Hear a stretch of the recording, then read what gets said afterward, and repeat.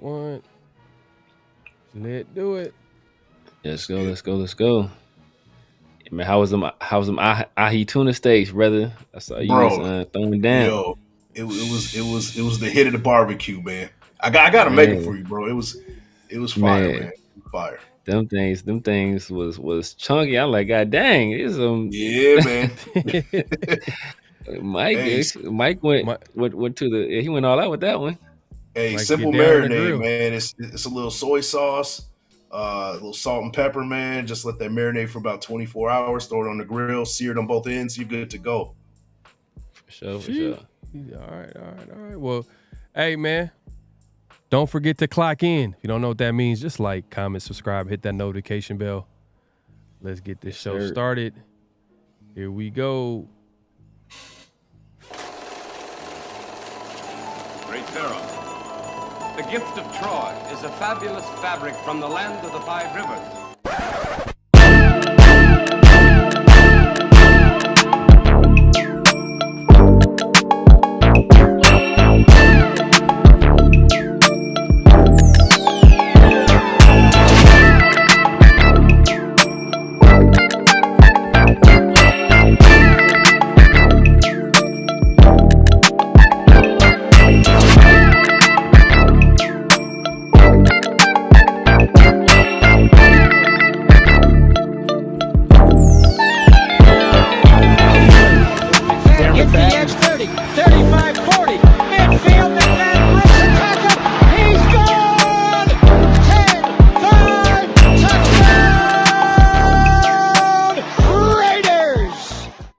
Years ago, when we came to Los Angeles, I really believed that the greatness of the Raiders would be in its future.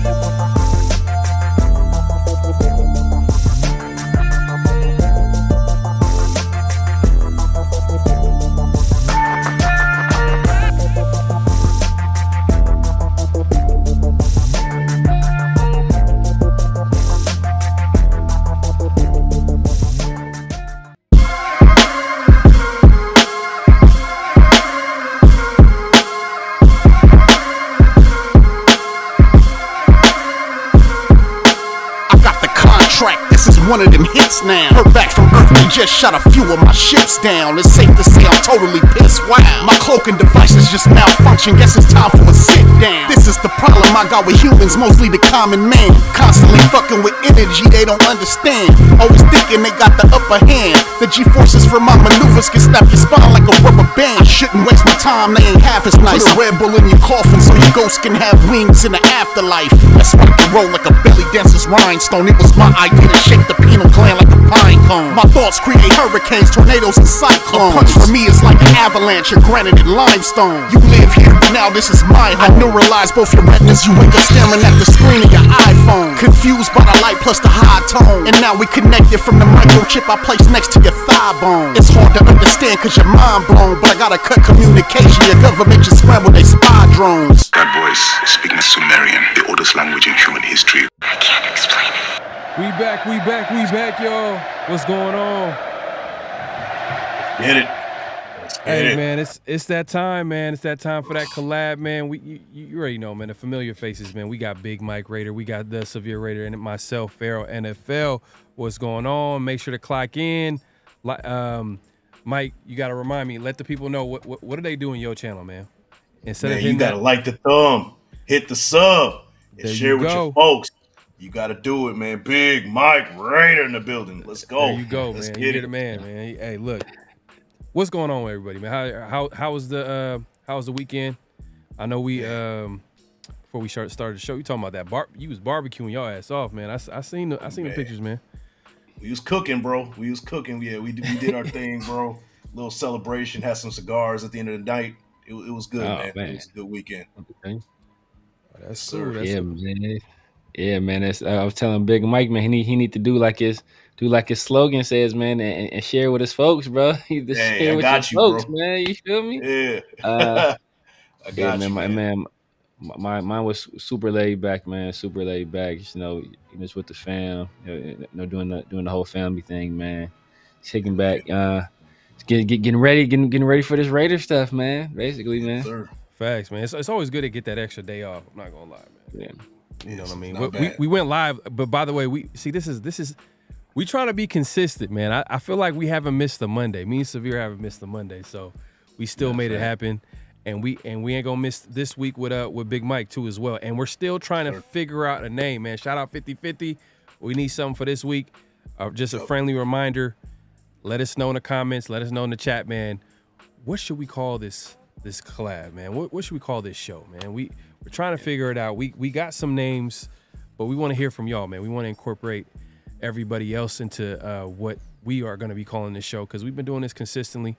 So let us know in the chat. Let us know in the comment section if you're watching the replay. But yeah, man, hey, let's get to it, man. Let's talk about the Raiders. Before we get into OTAs, let's just get some quick hitters out the way, man. Mark Davis is not the father. You know what I mean? I know everybody's been doing that joke over and over again at this point. we kind of touched on this on the show on Monday with Severe, but man, I'm not gonna lie. When I first heard it, I was just like, I wasn't shocked, but I'm like, Mark, I was like, damn, I didn't see that coming. I didn't see it coming, but I'm like, maybe that Las Vegas lifestyle, man, might have. Yeah, there's a joke in there somewhere, right? We're gonna leave that alone. Hey, I'm gonna leave it alone. But there's a joke in there somewhere, bro. But I'm gonna let it go, man. I'm trying to go to these Raider games peacefully. I ain't trying to get kicked out in the middle of the game. You know what I mean? Yep. Man. But I think it was. Let me go ahead and share this, man, because everybody was on it. I mean, I didn't think it was that big a deal, but like everybody was on it. New York Times over here. Man, let me change this back real quick. Hold on one second. Man. So behind the scenes right there. There you go. Behind the scenes, man. Now y'all know. Now if you know, you know now. But let me go ahead and share this, man. As you can see on the screen, Hayden Hopkins reveals truth about pregnancy after Raiders owner Mark Davis rumored to be the father. And I think the article just, they had to make an article, but she basically came out and just denied everything. Hopkins quickly dispelled the rumor. Kleiman, Dove Kleiman, which is I think might be the most hated dude on not Twitter, X, because I'm looking at the address bar. They officially changed it. Like it doesn't say Twitter no more. It's x.com. Yep, which if that finger just stays on that X, you know what I mean, you might get in trouble. Yeah, but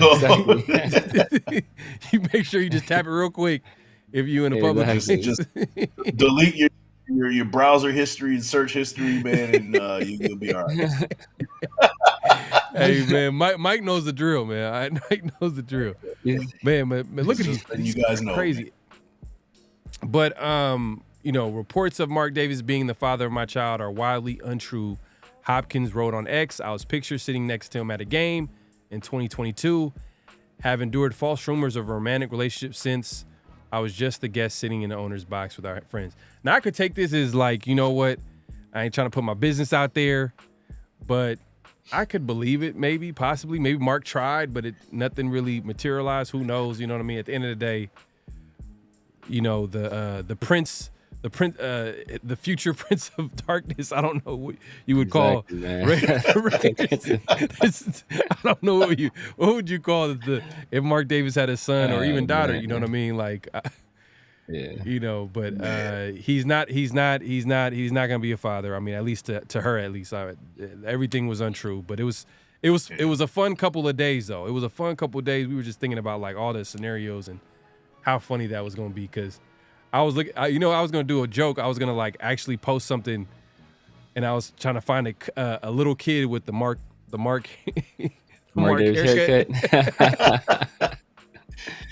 Old boy from Mad TV. That's about the closest you can get, bro. The dude. Yeah. I can't remember. Yeah, Yeah. Look what I can do. Right. Yeah. That's about as close as you gonna get, man. Yeah. But man. But what are your thoughts on it? I mean, I don't know. It's not really too much to say. I mean, like at the end of the day, like it was just fake news. But it is what it is. Yeah. Congrats for Mark Davis. I think it was a business move, man. I think he was like, hey, we on TV today. We gonna put you in the front to get people talking. Exactly. Get some eyes on what's going on up here and. He's a businessman right now. I mean, he's playing the full Vegas businessman right now. So I think that's all it was. But you never know. Mark Davis might have a secret side. He's making money now, so bro, you never know, man. I was telling Severe the other day. I'm like, bro, like, after Mark, he doesn't have any kids. So like, what would happen to the Raiders at that point? Is there a plan in place? Like. Because technically, Mark doesn't own the Raiders. His wife does. His mother. His mom owns. Who's yeah. So and Mark, I guess he's been given the power to run the team. But like, she's like 90 something, bro. She don't. She ain't running anything. She ain't running her legs. It's like, she's chilling. She's big chilling as she should. I mean, man. Look, if you're that old, like I'm not gonna lie, like you don't give up. You don't care about nothing. Like you just chilling. You just enjoying life, like as it comes. I mean, I could only imagine, man. Like But I'm just saying, like, I don't think she would be stressing over no team or caring about the Raiders. No, I mean, which is totally fine. I mean, I'm not. You're in your 90s, like you've seen a whole lot, lived a lifetime. Yeah. But that being said, just to move it along, man, Alex Leatherwood signs with the L.A. Chargers, man. I mean, should I just do it? I mean, I ain't trying to be ruthless, but it is what it is.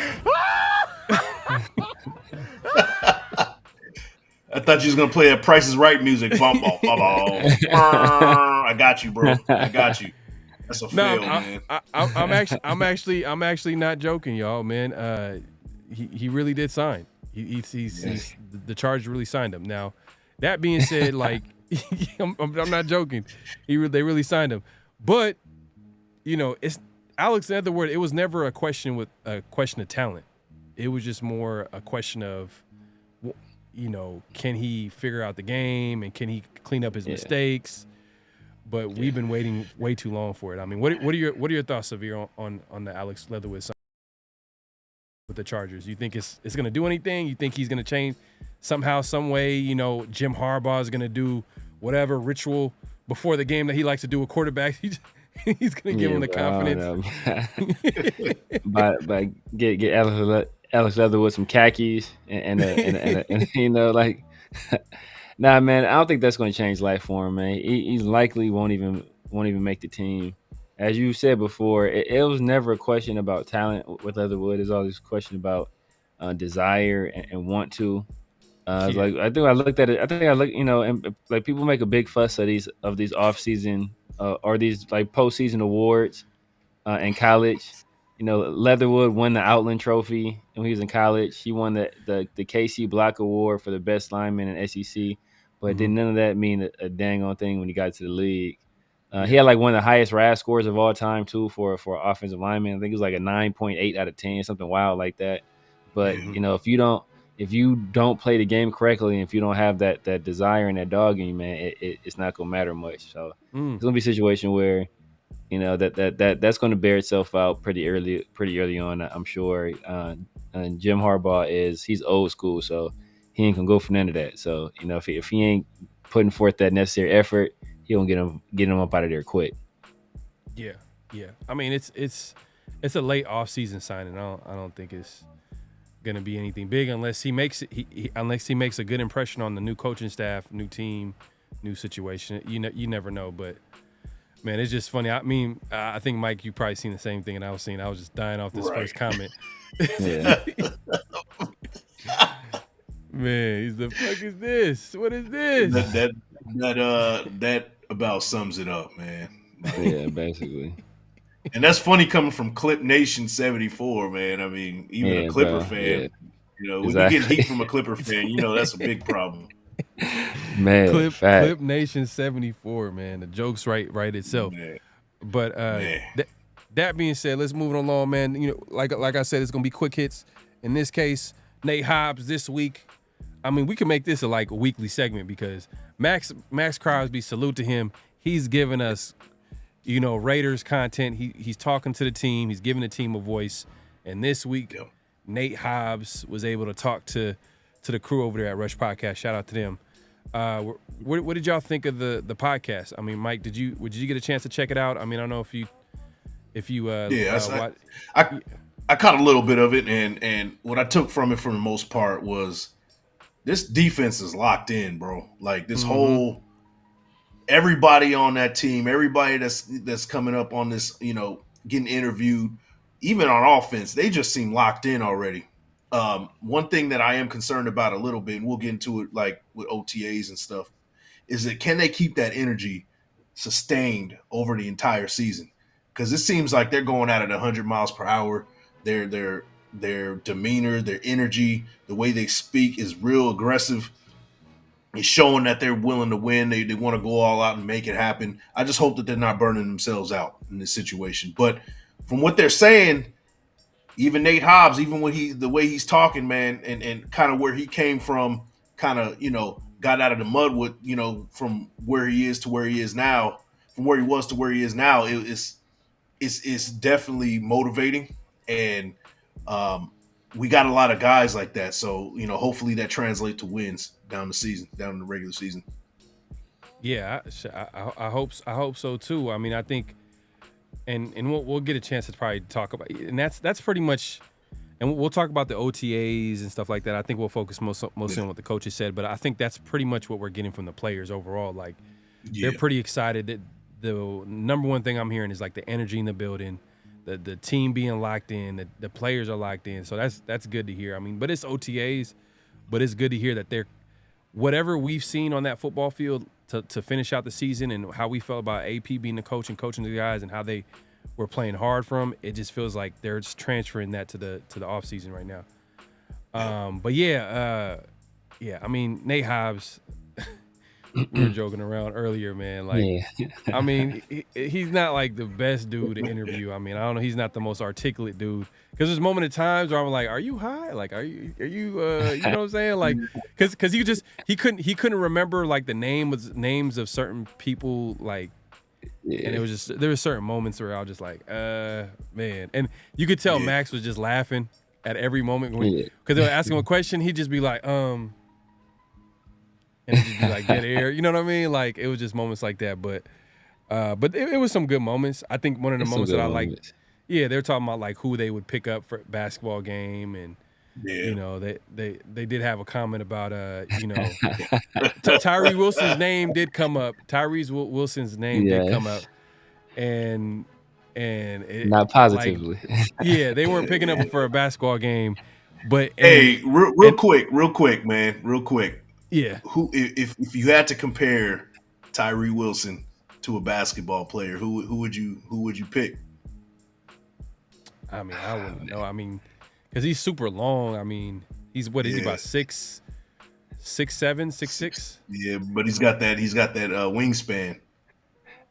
The way he moves, he looked like he moved like he's a big man. He wouldn't be a 3. Definitely not a 2, definitely not a 1. He would have to be a 4 or 5. He better be probably 5. I want to say Zach Randolph, but Zach Randolph had like some good had good feet. Zach Randolph could kind of move a little bit. Zach Randolph was long. He wasn't super like Zach Randolph couldn't jump over a stack of phone books, but you know, like he was crafty and he had some long arms too. Oh, you know what? Let me look up Tyree's vert. I gotta confirm this real quick because I know he got long arms. What you thinking about? Mike? What you thinking about, Mike? Man, Kwame Brown, man. That's gonna get me cooked, man. It's just they about to look.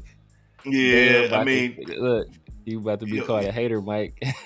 Yeah, I mean, just from what we saw last year, the timidness, the way he's moving, it doesn't. Yeah. And I like. What it sounds like is that he's like tried to fix that over the offseason. So I'm hoping that I eat crow on this because I've eaten crow a couple times with Tyree Wilson. He's improved. I'll give him that. Yeah. But the get off, the lack of just somebody who's a big dude and doesn't use his physicality the right way reminds me a lot of Kwame Brown initially. Yeah, I'm hoping that that's not the right thing, bro. I'm hoping that he proves me wrong this season. Nate Hobbs called him stiff. When they were talking about picking him out, just like I don't know if that's a good. Even though they're talking about basketball, I'm like, damn, like he is coming off of kind of a rough rookie season, and you call him stiff, and then like people are questioning him on the edge. I was like, and then Max Crosby just laughing, like, nah, we would not pick him. Like he was too clumsy, like too clumsy a guy to like. But you know, basketball and football are two different sports, so it is what it is. I was thinking if he had any type of remember Stromile Swift. Oh, Stromile Swift was skinny though. but he's long, right? Long. Yeah, he's long. He was super long arms. He was super long. Stromile Swift had some bounce though. Stromile Swift had some bounce though. Yeah, he has stupid bounce, bro. Yeah. But that's why I was like, what was Tyree's vert? But we didn't get a chance to see that because he didn't participate in the drills. He didn't participate because of foot injury. Yeah, because I'm thinking super long. Because if he would have played in the NBA, any football player that's going to play in the NBA, automatically they're getting leaner. Automatically, they're losing all that weight, all that muscle, like that's going down. Like because to play basketball, you're constantly running back and forth. Like you're gonna have to lose some weight. So that's what I'm saying. The weight gonna fatigue you. And then like man, I don't know if you ever seen like seems like buff dudes trying to play basketball. Like see how that looks. It just don't.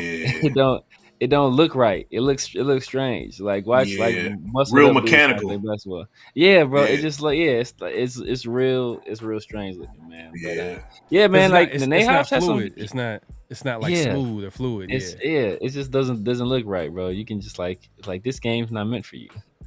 But Nate Hobbs has some. He has some cool stuff he talked about, man. Because a consistent theme we always hear about Nate Hobbs is how he's the most athletic guy on the team or one of the most athletic guys on the team. He was giving big props to Jacoby Myers, man, just talking about how much of a dog Jacoby is, like just like his all around game, like blocker, route running, like he was giving him mad props. So that was very interesting to hear. One thing that came of note, and Trey, he did give props to Trey, just in terms of his speed and like they called him like baby, they're calling him Baby Reek, so. Baby Tyreek, and you know what I liked about how he described each player is that even though he was giving props to Trey and he went out his way to bring him up, it was measured. Yeah, like you feel what I'm saying? Like because when he started talking about Trey, he was like, man, if he figures out how to the angles, play football, how to play football. Yep. See, that's what I wanted to get to, man, because this is going people. Because one thing I was saying, and a matter of fact, I had this conversation. I want to say with you, Pharaoh. I told you that I told you we were talking about Brock Bowers and this Nate Hobbs was like, yo, I love going against these guys that are athletes. They ain't got no wiggle to them at all. They're just athletes. Like I love guarding those guys because you ain't finna out athlete me. Like I'm gonna lock that up. And then he was talking about, and remember, I think we had this conversation. I don't know if we had it on live or not, but I told you, you stick a big corner on Brock Bowers, he gonna struggle. Get somebody that's big with athleticism. They not going for it. Like you ain't gonna threaten them with that unless like, bro, I'm running right there with you. You have really no wiggle, no movement skills.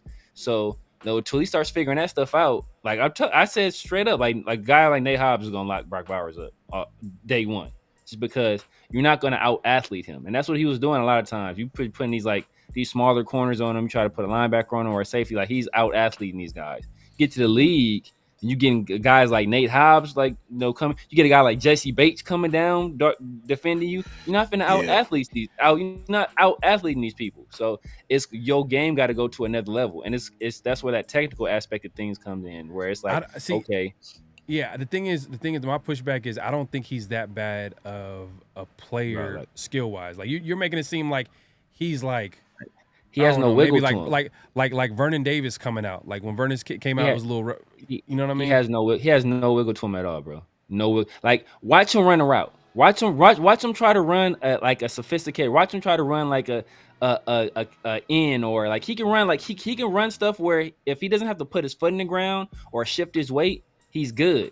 But make him have to change directions real quick where he has to shift his weight one way then come back the other way. I can send you clips. I've sent you clips before.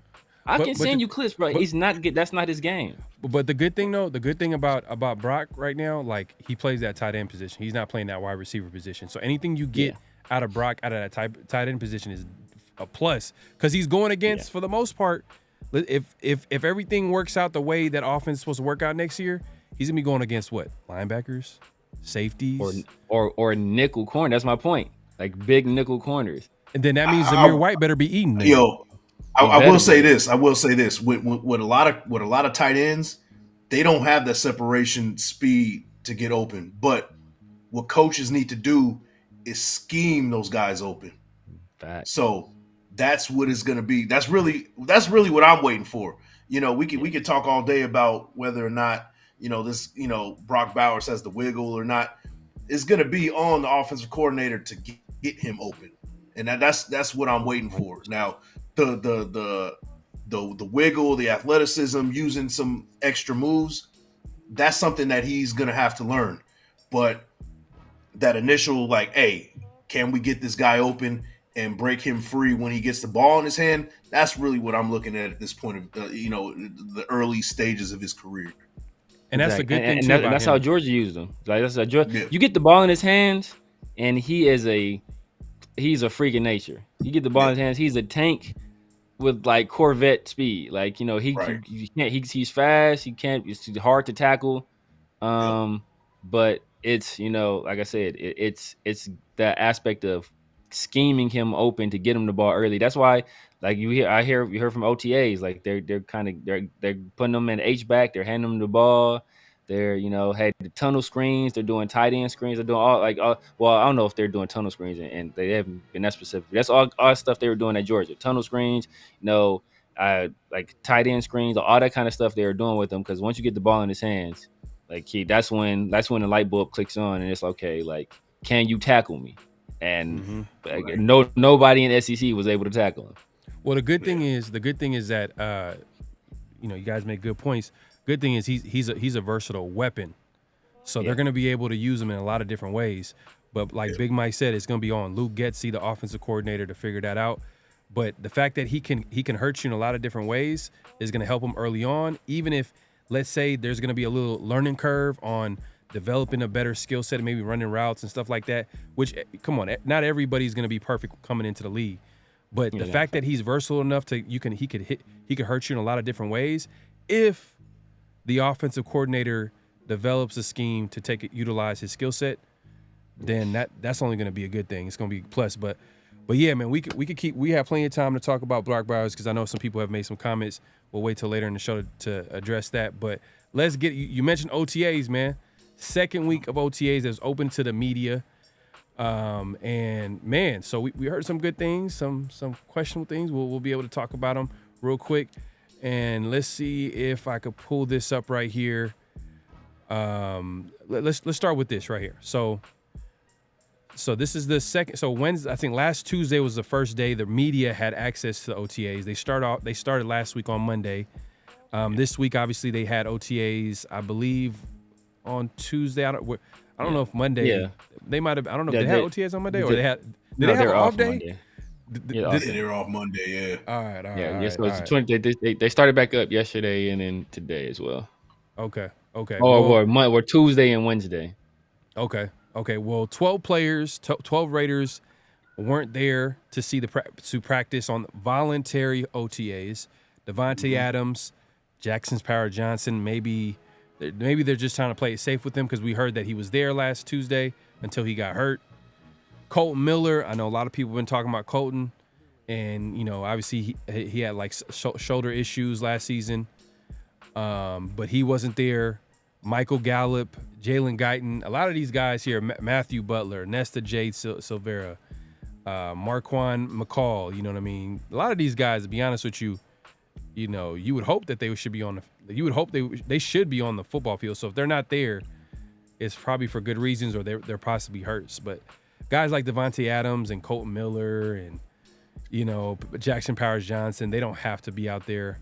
You would want rookies to be out there, but we all know Jackson Powers Johnson's going to make the team, so he's kind of guaranteed. But what are your thoughts, man? Guys, do you think this is like Mike? Do you think this carries any weight that guys are missing voluntary OTAs like this? No. But what I will say is the ones that are kind of on that bubble of making the squad, they need to be on the field. But guys like Devontae Adams, Jackson Powers Johnson, Colton Miller, even Michael Gallup, like those guys are still probably behind the scenes, tooling up, learning the offense on the on film or on the board or stuff like that. So, and for precautionary reasons, you're gonna keep Jackson Powers Johnson. You're gonna keep him, you're gonna keep him upright. You're gonna keep him fresh. Same with Colton Miller. Same with Devontae Adams. But the Nesta Jades, the Butlers, Darian and Matthew Butler, like those are guys that they need to be on the field. And if barring injury, if they're not injured, I don't know. I don't know what to say about that. I don't know what's going on with that, but if they're not injured, shame on them for not being on the field. Yeah, it's definitely injury. I would think. I mean, you would think. Yeah. Nesta Jade Silvera, 7th round pick last year. Yeah. Kind of buried on the depth chart this year, especially there are some rumors that he might have been in the doghouse, especially after that McDaniels game with the New York Giants where he was in the locker room, running his mouth. Running his mouth. But ever since that game, he didn't really get any PT. So I don't know if that was the coaches kind of being like, you know what, like that was not the time to do that, and who knows what it was, but yeah, this is pretty much the players that weren't participating, but shout out to Tashawn Reed. Let me see if I could switch it up real quick. And we see Aiden O'Connell. Aiden O'Connell and Gardner Minshew. And from what they're talking about in training camp, this is going to be a battle that we're going to be paying attention to all the way to training camp. They pretty much split reps with the first team, which is not surprising. They signed Minshew to a contract.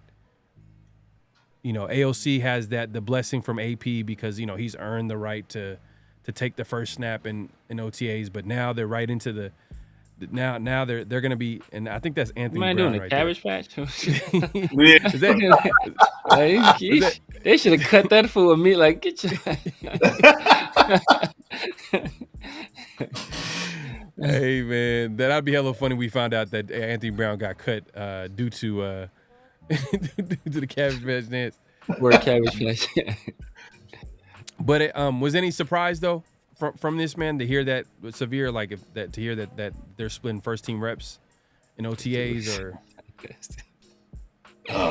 Nah, man, that's kind of what you'd expect at this point, especially in open competition. I mean, ideally, you wouldn't have to go through this. I mean, even if we had drafted a rookie, it would still be a competition. So it would be, it might be a three-way competition. So right now, having it a two-way competition, both of those guys are getting the most reps they possibly can in a two-way competition. But at this point of the year, you would really want, especially with them installing a new offense, you would hope that you'd have an established QB1, and for that guy to be taking like the predominant amount of reps. But hey, it's competition, so both these guys got to get an equal chance, and we'll kind of see where the chips fall. Gardner Minshew, like I don't know, the dude he's like hella small out there. Bro. He does. He looks hella small out there, bro.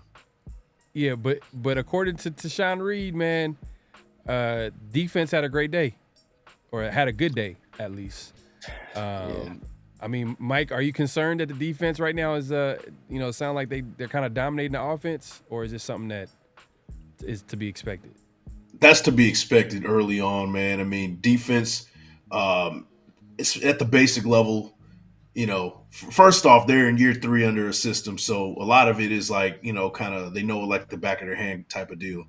Second off, the defense is a little bit more ahead of the curve typically than the offense. The offense is a lot more complex and a lot of things you got to learn over time, and eventually it evens out. So I'm not too concerned about it. Defense, on top of that, we're it's expected we're gonna have one of the top defenses in the NFL this year. So if they're already out there cooking, we already talked about the level of energy that they're bringing to the table. If they're already bringing it, it makes sense. Yeah, go ahead. Did you hear that audio? I'm not sure if you heard that audio. My bad. No, I didn't hear. No. All right. No, I was gonna say another thing too that I agree with you too, because man, it's the Raiders defense 3rd year in the same defense. Like they're gonna be dominating the offense, which is figuring out they're trying to install this new offense. They're trying to figure out their quarterback situation. There's a lot of moving pieces, a lot of things that need to be solidified. Right now, defense should be dominating. If I heard the offense was dominating the defense, I would be way more concerned. I'm like, what? Like, oh yeah, how's that happening? You know what I mean? Because they just based off experience and the team just being that side of the ball being ahead of the offense, that shouldn't happen. But the coaches and players were able to talk. We're gonna focus on mostly the coaches, and Marvin Lewis was able to talk to the media, the assistant coach of the team, and I'm gonna go ahead and put this up, and this is what he had to say. At what point did you realize that AP was coach material? Well, I don't know that then. I knew he was driven as a player, and I said that to him in in 2021 at ASU when he became the coordinator, and we flipped roles, and I went back off the field, and he came to me during the bye week, and he said, "How am I doing?" I said, "Man, you're doing really good, but you also need to take some time for yourself and take a deep breath as well." But he's so driven, and I said, "That's how you became such a great player, is you're just so driven."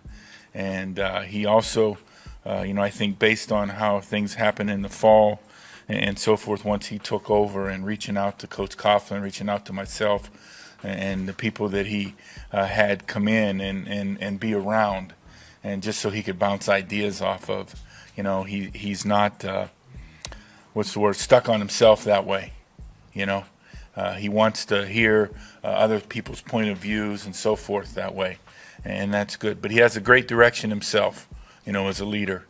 He takes responsibility for providing the direction and reinforcing it each and every day. At what point did you? Hey, man. That's what I like to hear, man. He said all the right things, man. He might have been gassing up AP. I mean, he's going to always – that's his guy, obviously. But, man, it just shows that AP doesn't have as big an ego. I was kind of concerned this offseason because when AP started referring to himself in third person, I was like, please do not. I don't want to see that, man. I don't see that. But from what it sounds like from the coaching staff that he was able to build out, the people that he brought in the building, and the fact that pretty much Marvin Lewis is pretty much confirming is that he's a sponge, man. He's trying to learn. He's not the guy that's gonna be like, I got all the answers. I appreciate what Marvin Lewis had to say, but Severe, what were your thoughts on Marvin Lewis? Yeah, man, Marvin Lewis was man, he had some good stuff to say, man. Not only about AP, but he had talked about not Nate Hobbs, by Jack Jones a little bit, man. It's a little funny. You can tell he loves Jack Jones. He has like a genuine love for him, but he's like on the situations like, dang, man, with this dude, man, it's just he won't quite turn the corner all the way for him, man. Mainly off the field, I feel. And then what he did say though that kind of perked my ears up was when he was talking about Patrick Graham, and it's something I've been saying for about a year now. But Patrick Graham is a head coach in the NFL, and he said he has all the qualities to be a head coach. And this is a guy that was a long tenured head coach. He was defensive coordinator of one of the best defenses of all time with that team in the Ravens. So he can identify coaching talent. And he said this guy has everything you want as a head coach, and he would recommend for a team to hire him as a head coach. So to hear that, I was like, it was like bittersweet, because like I said, I've been saying for a while, Patrick Graham deserves that shot. But at the same time, I do not want to see him leave. So it was a little bit bittersweet, man. But yeah, man, Marvin Lewis he's still a sharp guy, man. Even though he's getting up there, man, still a sharp guy. Yeah, nah, and just to give some context to the people, like, why is he talking to Jack Jones about? He knows him from his days in Arizona. So he was the head coach, I think, for Arizona, or was he the defensive coordinator? He was defensive coordinator. He was the defensive coordinator. Was the head coach. And Antonio Pierce was the linebacker coach. And obviously, we all know the connection between Jack Jones and Antonio Pierce. But Mike, what did you get out of the pressure with Marvin Lewis? A lot of stuff really kind of resonates with me personally, man, because anything you do, right, as far as whether any endeavor you're doing, right, a lot of people improve the most when they ask questions, from people who know it better than them or somebody who's been around longer.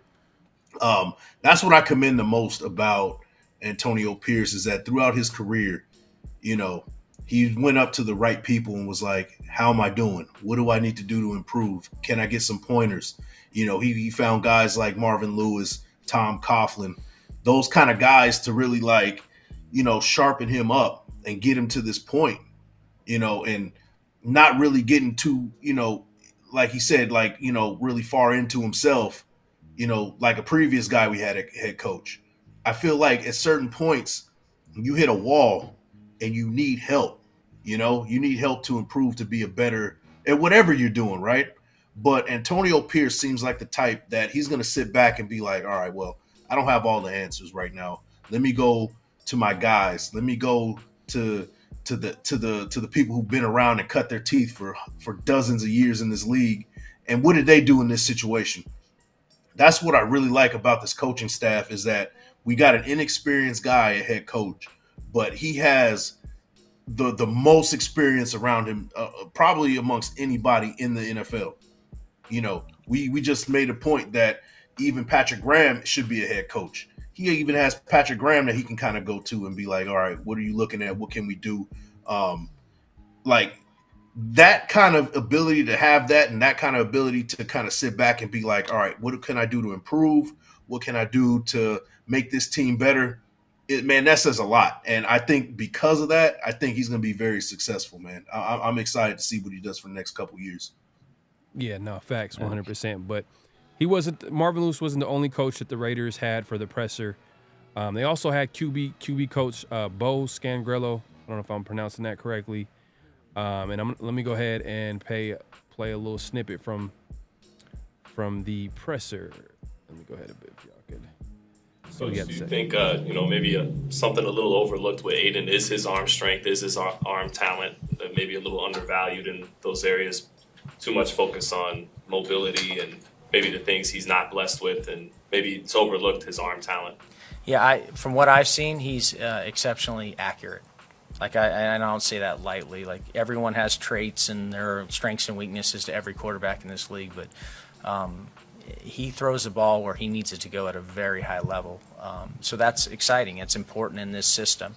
And as far as the mobility and who's the guy and all that, that's the beauty of this system. It has flexibility to fit the personnel. That's whether it's your skill players, your line, or more importantly, your quarterback type of play. And so I think that I'm excited about his arm talent. I think he throws the ball very well, and he can push the ball down the field. And you know, the guys like that have been in this offense, the Kirk Cousins type players and things like that, have done exceptionally well. And I think that he has those kinds of traits. So excited to see if we can bring out that version of him. Coach, do you think? Man, so Bo supporting his guy AOC, man. So man, it's you know, it's that part of the offseason. The coaches are all going to say all the right things. They have no choice but to say the positive things. And I'm not trying to be negative or anything like that, but he said some good things. He said some things that they're true. You know what I mean? What we noticed about AOC, super accurate. You know, he has a good enough arm. Obviously, he didn't talk about his mobility or anything like that, but like, I thought it was an interesting comparison to Kirk Cousins. I mean, Mike, do you think that AOC can be a Kirk Cousins type of quarterback where he can be productive in that way? Or is that kind of like, you know, because Kirk Cousins, I would say at best, is a top 12 quarterback in the NFL. Do you think that AOC has potential to be a top 12 quarterback in the NFL? I mean, that's his ceiling. Let's be honest. I think at this point, if you're looking for, you know, optimism, I would say AOC, that's his ceiling, is Kirk Cousins. And there's nothing wrong with that. Kirk Cousins is a very good quarterback in this league. He's shown that, you know, he can put up the numbers. Now, in major games and big games, yeah, that's a different story, right? Maybe AOC has that, you know, that's where he would break the ceiling, is if he can kind of win those big games in those situations down the line, right? Mm-hmm. But Kirk Cousins started out as a second round pick, third round pick, something like that. He was a third or fourth round pick. Third, I want to say third. Yeah, he came out that draft that where RG3 was drafted in the first round. Yeah. So and nobody expected him to be a starter at that time. Mm-hmm. You know, so you know, in hindsight, we could be like, yeah, that's a little far fetched to compare him to Kirk Cousins, but Kirk Cousins wasn't the guy he is now, you know, getting paid 50 mil, 40 mil, whatever the number is. You know, he wasn't that guy coming out, you know, and we may very well look at, you know, Aiden O'Connell after this season and be like, we got ourselves a steal. Now, am I saying that that's what it is right now? Man, he's got a long way to go. But I will say this about Aiden O'Connell. This year, just the little throws that he's been showing that we saw on the film, he looks a little bit more fluid as far as hip movement and stepping back in that you know, that 3-step drop and delivering a shot. It looks a lot more fluid. His body looks more like a professional quarterback now. Is that number 12? You know, yeah, maybe it's the number 12 that makes him look a little bit different. It's a different vibe, but to me, there's a change in his body too. And so I got to give him a little bit of props. Like, you were putting in the due diligence, you putting in the work physically. He's been in the building all offseason trying to learn and trying to pose as that QB1.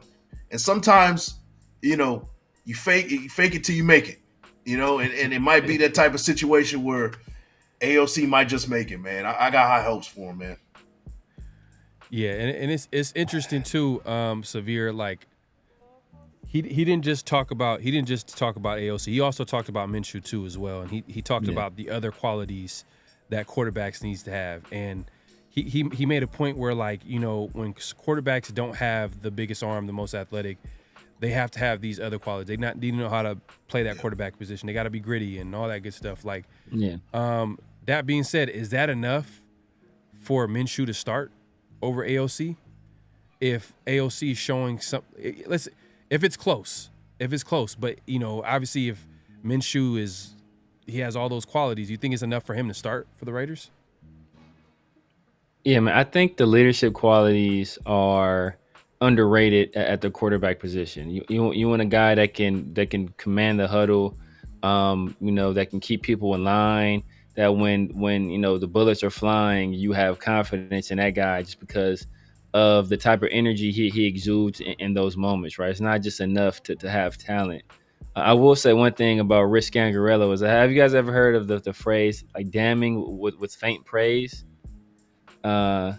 It's like you, it's like you're giving. It's almost like a backhanded compliment, almost type of deal. And that's not exactly what he was doing right there. But it's like you notice like the reporter was really like he really teed it up for him. Like this is like a LeBron D Wade moment where he threw up the lob and then Rick Scangarello like Rick Scangarello he grabbed it and then like came down and like laid it up. Right, he's like, oh man, don't you love like Aiden O'Connell's arm? Doesn't he have all this arm talent? And Rich Scangarello's like, yeah, man, he's really accurate. He's really accurate. Like he was like he was like to really like drive that point home. It's like, man, it's like if you talking to a girl, like, man, I'm talking to this girl, she fine, man, she bad, she all this, and the dude was like, yeah, man, she got a real cool personality, bro. Real cool personality. he's like, okay, well, dang. So it's one of those situations where it's like, like he talked about his accuracy, but like when you talk about guys with arm talent, you're not talking about accuracy. That's not the first thing that comes to mind. When I say like, who's the guys with the most arm talent in the league? Now, arm talent, I mean, accuracy is part of it, but we talking about guys who can who can make all the throws and do all this stuff. And he didn't say that about Aiden. He said he's really accurate. And so it's one of those situations where it's like, I noticed like the dude, he lobbed it up there for him. And dude didn't hammer that lob home. He was just like, yeah. So but come on, bro. Come on. You want to play that again? You want to play it again for the people to hear? The way I took it is he was not going to say any lies. He didn't say any lies. Exactly my point. But that's my point. Like I'm saying, like I said, it wasn't like he was like trying to down Aiden, but I think like you can tell like Aiden's arm is not like some people want him to have like this crazy arm, and it's just not there. And if and so that's where he's gonna really separate himself from Gardner Minshew, right? Because he's a bigger guy, he's a taller guy. You would think that like he would have like just naturally just have a stronger arm. But if the arm talent there is negligible and Gardner Minshew is ahead of him in all these other areas, then Aiden O'Connell, he has like the accuracy thing is going to play a huge role in that, because he has to prove that, hey, you know what, I can be consistently accurate enough for me to hold Gardner Minshew off, because Gardner Minshew, like, he seems as a guy that's more comfortable being a leader. He has the grit, he has the moxie, he has the personality and the charisma, which are all things that, like Aiden like lacks. And part of that is being a younger quarterback in the league, but part of that is some people just have it and some people don't. So I think that accuracy piece is going to play a big part of it. But if it's arm strength and ability to make those throws, if it's negligible, then that's what opens the door for a guy like Gardner Minshew to walk through and say, hey, you know what? I'm gonna take this bull by the horns and be the leader of the team. Tomato. You know what, man? Like, I feel where you're coming from. Like, I know what you're talking about as far as like, okay, yeah, he could have slam dunked that response and he gave a layup. I get that, but a lot of these coaches are so even keeled, they're not going to give you too much as far as how they feel about a certain player. Now, we can flip that on the other side and be like, there's guys like John Gruden that gassed up Nathan Peterman all, for 3 years and was like, hey, man, Nathan Peterman, man, he's the greatest quarterback of all time, man. Like he did that on the flip side too, and it didn't really amount to anything. So the tone sometimes doesn't really mean anything. And I think he does like Aiden O'Connell. I think he does. But you do make a good point. It's just a matter of what kind of personality this coach is. And if you don't really know that fully, we can't really make that conclusion. And it's a QB competition right now. So the coaches want these guys to fight it out. And they're going to say the obvious things, but they're not going to say anything that would give the other player an edge, or, they just want the play. I'm looking at it from that perspective. I didn't take it as like, oh, well, he should have slam dunked. I mean, we kind of know that Aiden O'Connell doesn't have like the strongest arm. You know what I mean? We know that. No, listen to Raiders fans talk about Aiden O'Connell, and they're talking about like, oh, he's he's Jared Goff, and he's like, bro, like his arm talent is not on that level. And when you have the limitations he has, you want, like, that's why I compared him to Chad Pennington. So Chad Pennington was a very serviceable, good quarterback. Like not mobile, super accurate, super high IQ, kind of a low key guy as well. Chad Pennington had no arm. He had no arm. He had a noodle for an arm, bro. That's a little. You know bro, what? It was bad. Especially after the injury though too. After the injury, he wasn't never. I'm talking about Chad Pennington went like early on with the Jets. When he had that, I think he had that team really good. I think we beat him. Did we beat him in the playoffs that one year? I think we beat him in the playoffs that 1 year. Wild card round, but like he was good. I mean, he had that team. He was playing well for that team, and that's kind of Wayne Corbett. Wayne Corbett, yeah, man, Wayne Corbett, yeah. So did Santana Moss play for the Jets? Yep. One of them, Santana Moss, I think, played for the Jets. Santana Moss, yeah. Yep. And they had that other guy. It was another light skinned receiver. I want to say they had. Dang, what's my man's name? So somebody gonna put it in the chat. He was light skinned. Was he? I can't think of his name. Dang, I can't think of his name. I think you're talking about. You know what I'm talking about.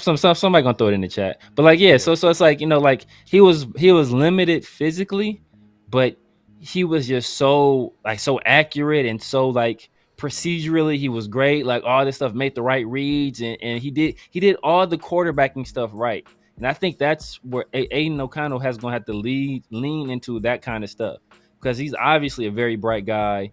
Obviously has an understanding of how to play the position, because he threw hella passes when he was at Purdue. So all those things he's gonna really have to lean into, because the intangible stuff, like the leadership and the charisma, he's not quite there yet. And mobility, even though like some of mobility is like speed, but some of mobility is just having a knack for it. Like Gardner Minshew is not the fastest guy, but he just has a knack for being able to, like, I know how to move and slide and all this stuff. Like Pat Mahomes isn't the fastest guy, but he just has you just have an understanding of how to do that aspect of the game. Some people are good at it, some people aren't. Like obviously Aiden O'Connell isn't good at it, and Gardner Minshew, he's proven in the past that he's adept at it. So like I said, it's those other things where Aiden O'Connell is going to have to separate himself. So and that's with this competition. And sometimes, you know what? Sometimes that stuff helps a guy more in a competition like this, because that stuff, like the procedural stuff and the accuracy, that stuff shines through.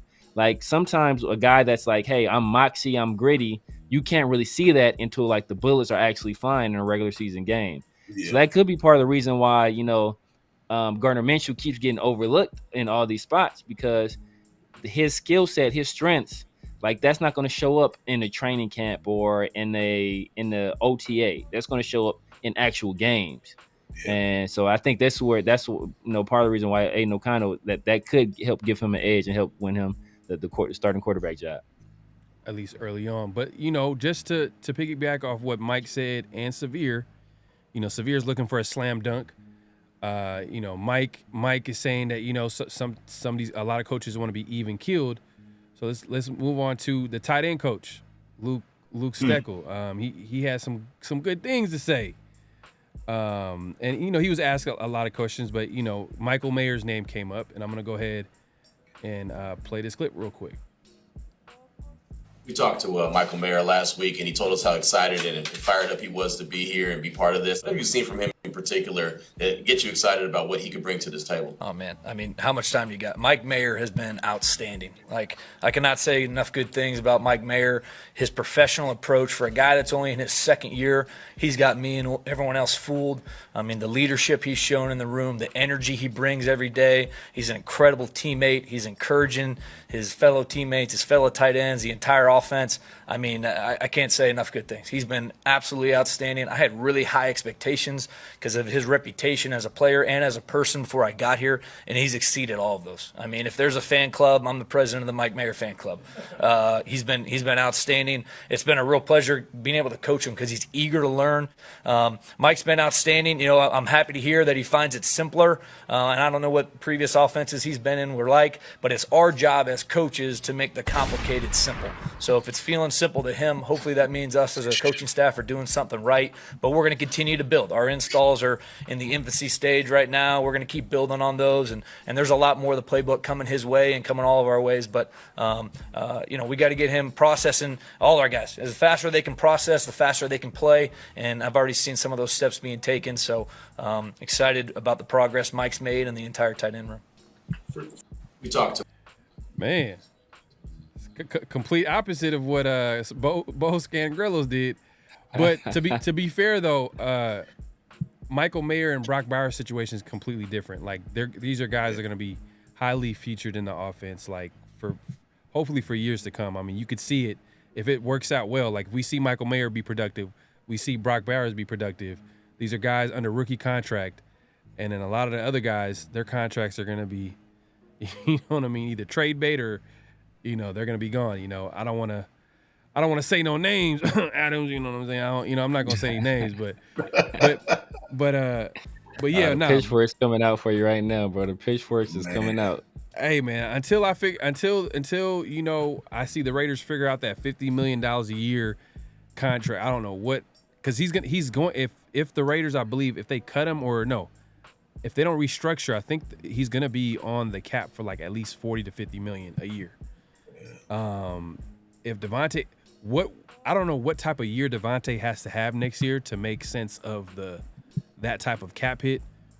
Who knows? That definitely got to be restructured. But to get back on to what Luke said, man, Mike, like how did you take? Because I know earlier you said coaches need to be even killed, but man, Luke came out like, man, full support of his guy Michael Mayer for president. That was his whole stand. Yeah.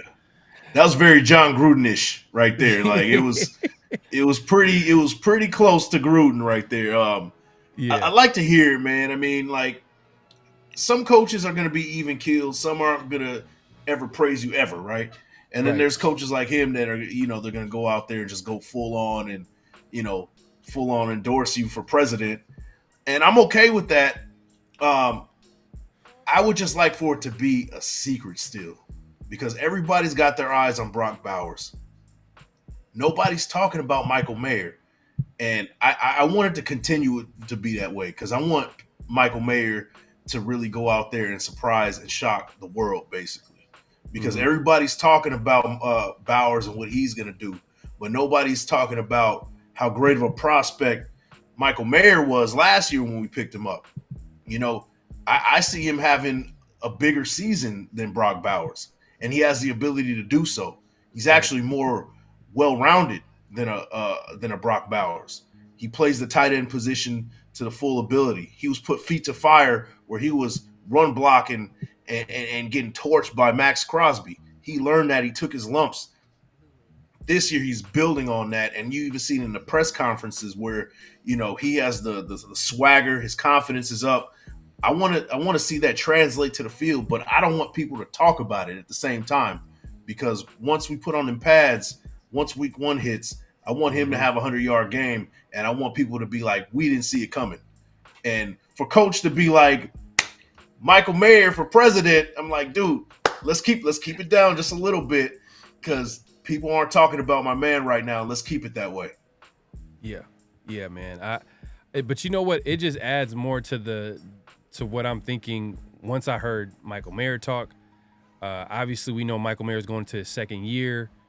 But, Michael Mayer seems like he might be the guy he might be the tight end that's going to have a big year this year. Like, everybody's talking about Brock Bowers, which I think, he's going to be featured. He's going to play well. There's, if Luke Getsy can figure out a way to figure out an offense that fits the skill set of the players, then you could expect certain players to add some production. But if you look at Michael Mayer, you made a good point. Like, the fact that he can block and he can obviously get open, be a factor in the receiving game, that puts him in a lot of different formations, a lot of different ways where you can use him in different way, especially if you want to run the ball in different formations. You're probably most likely going to put Michael Mayer out there more than a Brock Bowers, who, to be fair, like, he probably needs to develop in that department. But Severe, man, like, what are your takes on this? Because like I said to Big Mike, man, like, earlier you was looking for a slam dunk, but now Luke Steck over here is coming here with a windmill. Like, I don't know if you ever seen that highlight where Gerald Green when he was playing for the Nets, he caught an alley-oop and he just was looking down at the rim and windmilled it. Head above the rim, man. He Luke Steckel threw it off the backboard and caught that thing and windmilled it, bro. He was playing those games, and that's the, like I said. I mean, maybe that's not in Rich Gangarello's personality. John Gruden he's a consummate salesman. He works in TV. He worked in advertisement. He was a shameless self promoter at times, and so that's what he was good at. He was good at talking, and maybe Rich Gangarello was a little bit more low key, and maybe Luke Steckel was a little bit more of the that kind of guy where he has a lot to say. So that could be that situation, man. But I just think that you marry what Luke Steckel was saying there with the reports we've been hearing out of OTAs about how Michael Mayer has been playing well, then it kind of makes sense. You don't want to put too much weight into what guys are doing in OTAs. And I've made the point before about Quentin Moses, how we third round pick, we drafted him. They said nobody can block him. He got the training camp, but then he didn't make the team. So you don't want to put too much weight on that. But the fact that we've already been hearing Michael Mayer's doing his thing. We've seen the kind of confidence that Michael Mayer has, just him speaking. We saw the pedigree he had as a prospect coming out of Notre Dame. We knew the kind of guy he was. You put all that stuff together, and then it adds up. It aligns with what the coach is saying. Another interesting thing is that he was talking about he's old school, and that for tight ends to kind of get on the field and catch the ball, they got to block first. Yeah. And that's where I feel that Michael Mayer is going to be ahead of Brock Bowers. Not to say Brock Bowers, he's not a horrible blocker. He's very willing. Very, very willing blocker. He's a very willing blocker, but it's not always the greatest of technique. And I think that Michael Mayer, he spent a large portion of last year, what he was as well coming out of Notre Dame. He's a very willing blocker. But I think last year they really honed in on the technique aspect of it, the understanding of how to block. And I think that people don't always give that part of it enough credit or enough credence. Like there's an art form to blocking, to understanding angles, and to understand what a defender, how they're trying to beat you. And especially when you're a guy that's mainly a pass catcher, that doesn't always click immediately for you. So I think that we've been kind of speculating that Brock Bowers might have a bigger impact, and I mean that Michael Mayer might have a bigger impact earlier on than Brock Bowers. And if Luke Steckel holds true to what he says in terms of if you want to catch the ball, you got to block first, I think what we've been kind of speculating may end up coming to fruition. I'm sure they're still going to find ways to use Brock Bowers. Like, you don't spend 13th overall pick on a tight end like that and not use them. But I think that like I said, if what he says is true, we're going to hold him to his word. I think Michael Mayer may be the best kept secret in NFL. Yeah. Until yesterday, until today, when the coach told everybody about him. Now everybody's Michael Mayer, you say? Yeah. Right. Yeah. You could tell, like, he even said, like, everything that he thought before he met Michael Mayer, before he got here to meet he's exceeded that. So which tells me, like, I think he might have been one of the guys surprised that they drafted Brock Bowers at number 13. Yeah. Because he was like, we got a Michael Mayer. I gotta break it down and let these people know that this is the guy, man. Like, he is the guy. But they're gonna find ways to include both Brock Bowers and Michael Mayer on the field, whether it's 2 tight ends, 12 personnel, or like we mentioned, like you mentioned this too with Severe. You called him a big slot, so it might be a situation where you got 2 wide, you got him in the slot, and you got Michael Mayer playing that classic tight end position. So that's all on Getsy to figure out, man. That's what I'm saying. Getsy's the biggest question mark. Yeah. Getsy's going to be the biggest, because he's going to have to be the guy that's going to have to figure this out. We kind of know what we have at quarterback. We kind of know what it is, and then obviously we know the talent that is on the offense. It's just Getsy got to be able to figure it out, man. He got to figure out how to utilize his skill set. And he even admitted, he talked about like how I think last week he kind of mentioned how he had to sit back and learn from from his previous coaching stop and how, he needed to do a better job in like, taking advantage of certain players' skill sets. So that's good to hear, but we got to see it on Sundays, man. But that being said, let's move it along, man. It's that time, man. That wraps up the second week of OTAs. I think they got something next week. It might is it going to be the mandatory? I know I think there's going to be a mandatory OTAs in June, I believe. I don't know if it's next week.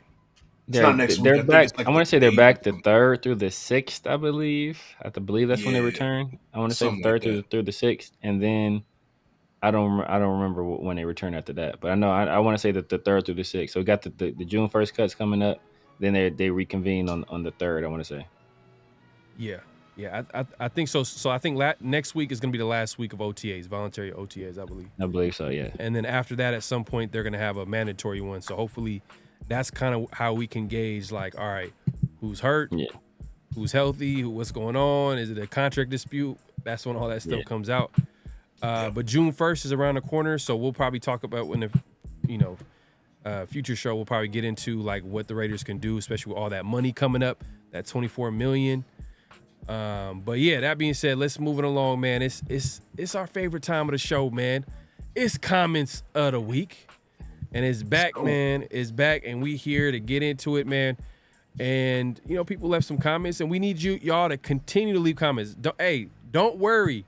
We are not going to hurt you. We're not going to embarrass you. We're going to keep it respectful. Feel like y'all like to leave comments on videos or lives when we're not really doing this. But then now that we got the comments of the week, I see y'all don't want to leave. I see that some people don't want to leave comments now. Some people don't want to leave comments now. You know what? It says a lot about y'all, man. I don't know, man. Y'all, come on, y'all Raider fans, man. Y'all can't be scared, man. Come on now. But let's get into it, man. Let's start with the first comment here, because we had some people who commented, man. Shout out to them, and shout out to everybody, man. Make sure to hit that like button. Clock in, hit that like button, and like the thumbs. And hit the sub, baby. Hit the sub, you know what I'm saying? Subscribe, hit that notification bell. Make sure to share this video if you can. This is going to be available on all our channels, so you want to make sure you subscribe, hit that like button, hit that notification bell on all the channels. Just had to give y'all that friendly reminder. But let's get started here. The first comment here, we'll go to Big Mike. And let me move this out the way. But Safe B Layer says Brock Bowers unanimously is considered to be an outstanding talent with a high floor and high ceiling. Maybe Fuaga will be near as good as an O tackle. Maybe. The cornerbacks all had significantly flaws in their games without the comparatively high floor and ceiling. So he's talking about Brock Bowers. He's kind of like, hey, it makes sense to pick him other than the other players. But Mike, what are your thoughts on this, man? So there's already talks. I mean, there was talks before this that Fuaga is going to be down the line considered a guard. Now, does that take away some of his stock now? It's hard to say right now because we still got a training camp and things down the line. But according to what these experts say, Brock Bowers is the sure shot guy. He was the best player available. And, by the way, the Raiders, this is not the first year that we've picked best player available. Arguably, last year we did the same thing as well with Tyree Wilson. Now, you can argue and say that Jalen Carter was also was probably the best player available at that time, but he had some baggage with him. So if you take that into consideration, Tyree Wilson was for sure that best player available at that, for considering circumstances, right? There was guys that had him ranked as high as second on their draft board. So this is the second year in a row that we've went BPA per se. Now, as far as the cornerbacks go, there were some flaws, but every cornerback in this league, every cornerback for the last few years, you can point at some sort of flaw. There is no such thing as a shutdown corner anymore in this league. It's just not the type of the way they favor the offense as far as refs and the rules that are placed for offenses. There's no there you can have a dominant game still as a corner, but there's no shutdown guy that's like across the board. He has no flaws. Every single prospect in this draft, including corners, have flaws, and that's including Brock Bowers. Brock Bowers has flaws as well.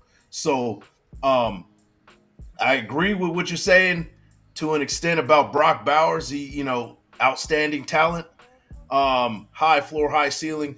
But to me, I think that, initially when I saw it, I thought that Fuaga, we should have picked him at number 13.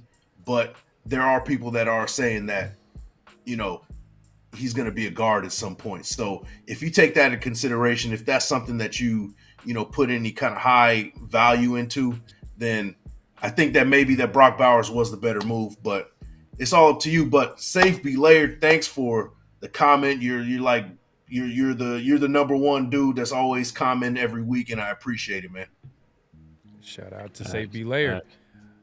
All right, let's move it along, man. We got Resplendent Raider here, man, with a comment right here for my guy Severe. He says, I think the thing with the draft is you want talent at whatever position. If it just so happened to be a position of need as well, then you just struck gold per se. If you know you need a corner and it's a good one, they're at your spot, but it's another player better, but at a different position, do you take that player or the corner?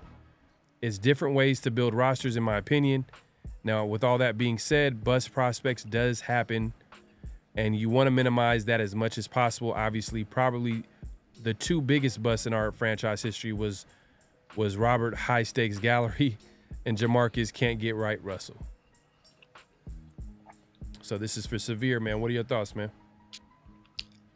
That may be true, and maybe if you're locked in a position, maybe people don't realize this because we haven't had GMs that do it often, but you are allowed to trade. That's the thing that other teams do. And we had trade offers on the board that would have netted us extra capital, put us in a position to draft. One would have put us in a position to draft any defensive player we wanted in the draft if we would have traded back to 15. And then the other one, I believe it was to 19, would have still put us in a position to draft any cornerback that we wanted in this draft. So not only are we getting, whatever cornerback we want in this draft, but we trade back to 19, we're probably picking up an extra third or extra fourth, give us another bite at the apple. Some of the big, and I keep going back to this point because people keep talking about, best player available, position in need, safe pick. Generally these high picks, you're drafting guys high because they're considered a safe pick, right? I think about Aaron Curry drafted to Seattle, the linebacker. He was considered the safest pick in that draft at linebacker, right? And then 2 years later, he's replaced by KJ Wright. And then, 4 years later, I want to say he plays for us. 5 or 6 years later, he's out of the league. So there's really every player has the potential to bust. Generally what you want to do is you want to identify players that fit your system that are positions of need. And if you can target those guys, that's awesome, especially if you have the ability to trade back. If you have a high rated prospect on the board, not at a position of need, what smart GMs do is, let me identify a team within the range where we can move back, pick up this extra capital, and then get the kind of player that we want and the kind of player that we need. Brock Bowers was this great prospect, right? There were there were teams ahead of us that needed quote unquote weapons, right? And what did they do? They passed on Brock Bowers for what? Positions of need, right? And these are so it's not like if Brock Bowers was this can't miss prospect, why didn't they take him? They need weapons. Why didn't the Bears had an opportunity to take him at 9? They need weapons, right? You can argue that Tennessee Titans, they have a young quarterback. They can use some extra weapons as well, even though I think they just picked up Ridley, but they can still use some weapons, right? Like shit. I mean, but you know, there are other teams that need the weapons. But for some reason, this guy kept falling down the draft boards. If he's this best prospect, then why do people keep passing on him? So there is more than one way to skin a cat. I agree, but generally, what you want to do is you identify what you need.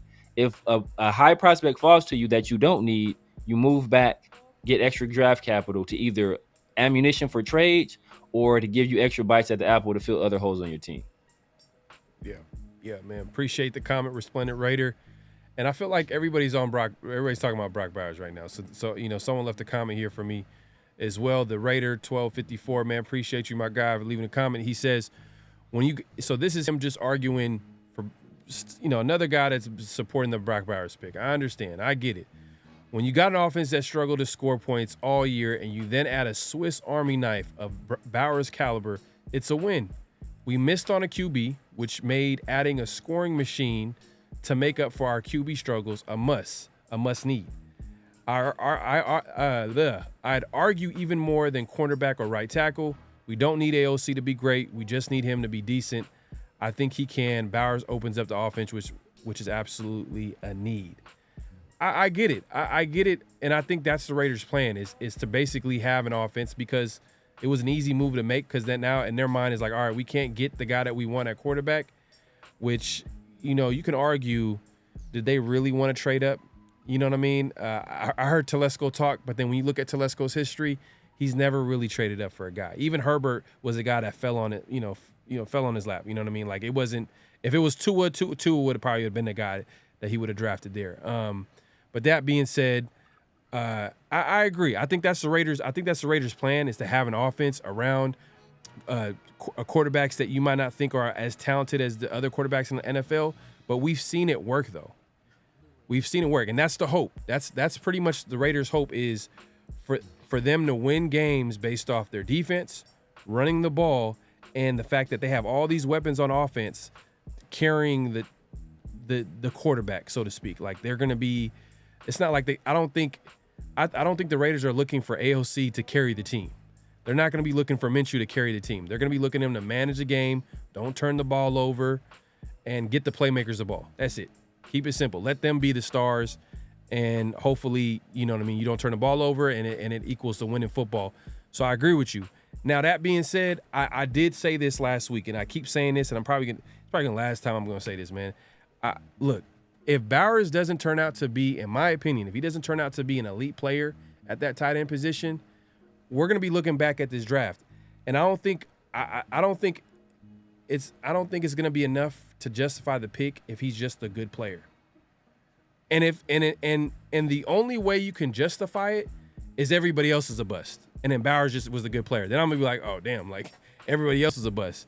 But I think there's going to be some players that were picked after Bowers that were pretty good at positions of need that the Raiders needed.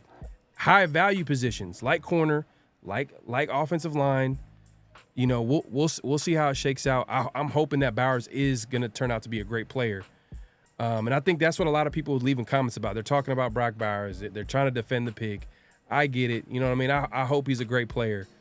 And I get the Raiders' plan. It's kind of obvious. Like, all right, I see what they're doing. They're trying to throw as many. Look, last year they had Devontae Adams, Jacoby Myers, Michael Mayer. Even though he was a rookie, he didn't get out opportunities. He still was a weapon. And then they obviously had Josh Jacobs at the time. Now they have Zamir White.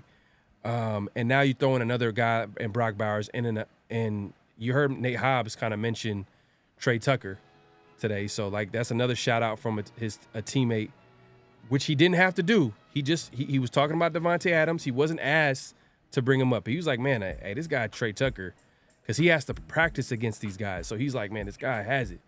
So that's another weapon. So I'm hoping that, you know what, at the end of the day, like, guys like Minshew and AOC can capitalize, and that's the plan. But man, like, I think we're kind of honest. I feel like we're hella honest. You know what I mean?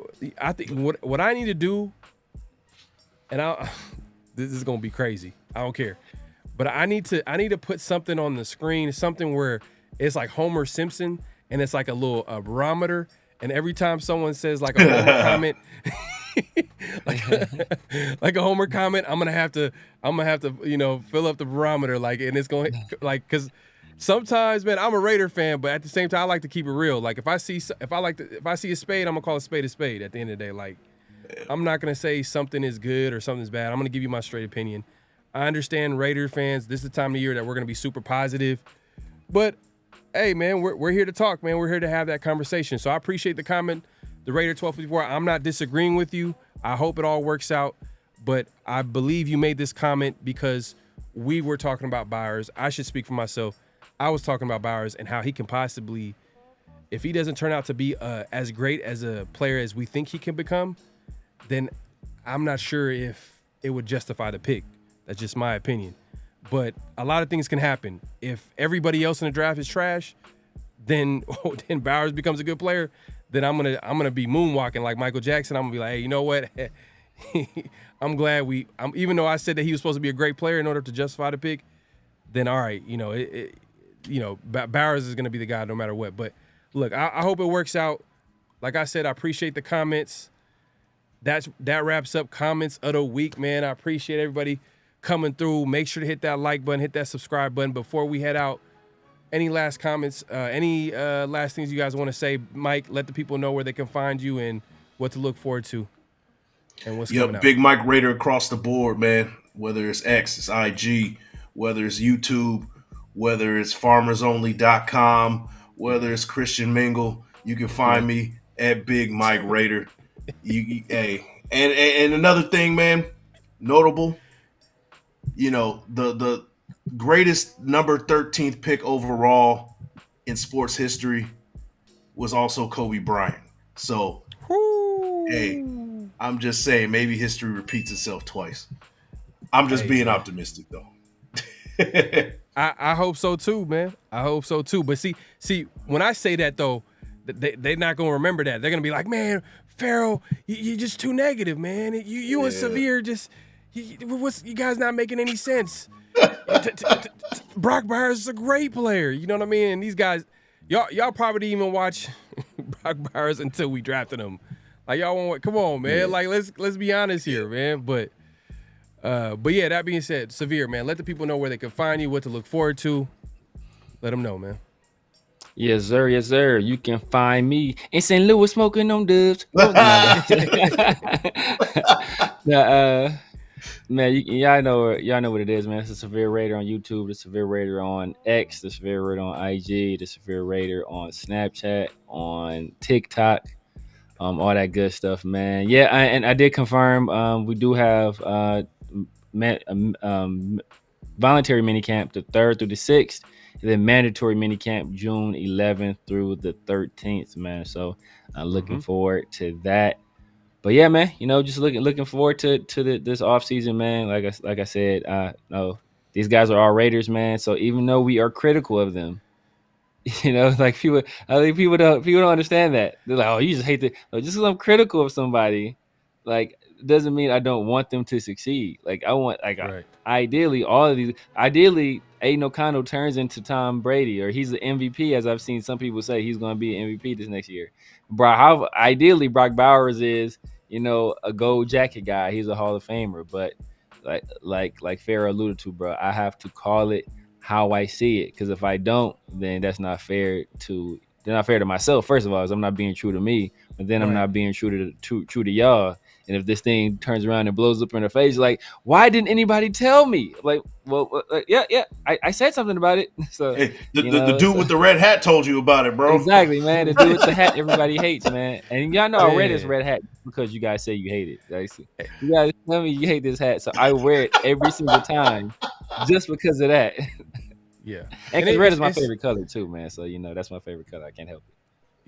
Yeah. Now, hey, look, ain't nothing wrong with that, man. Hey, look, at the end of the day, like, we understand, man. Off season is where our hopes and dreams are. You know what I mean? Exactly.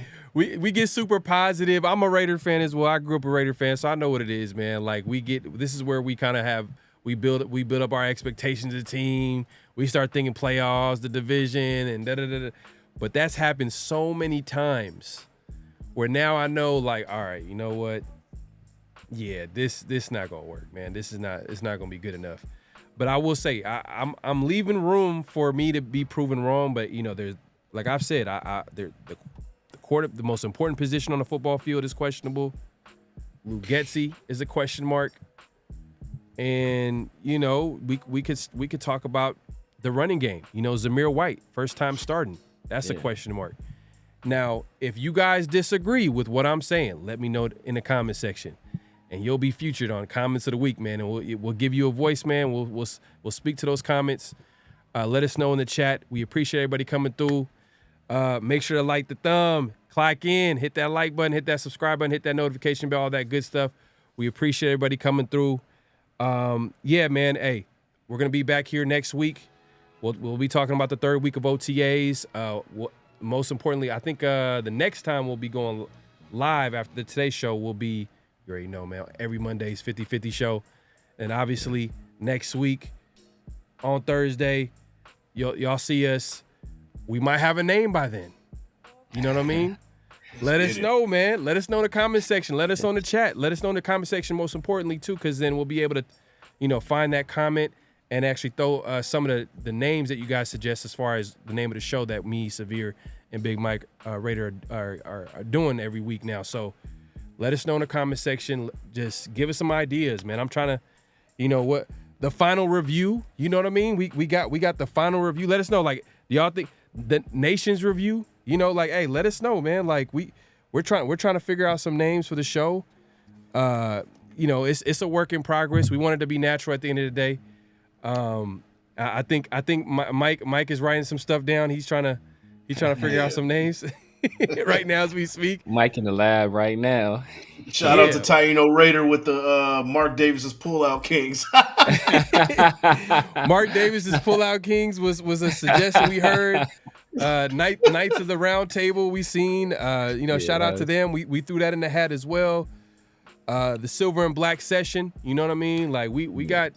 There's different names that we're playing around with, man. Let us know in the chat, in the comments, and then we're gonna like narrow it down, and then just for fun, we'll just put it out, and then we'll see which names you guys like, and then we'll put that in consideration as far as making the final name for the show. But like I said, on the way out, clock out, hit the thumbs, light the thumb, hit the like button, hit that subscribe button, hit that notification bell, man. Till next time, peace.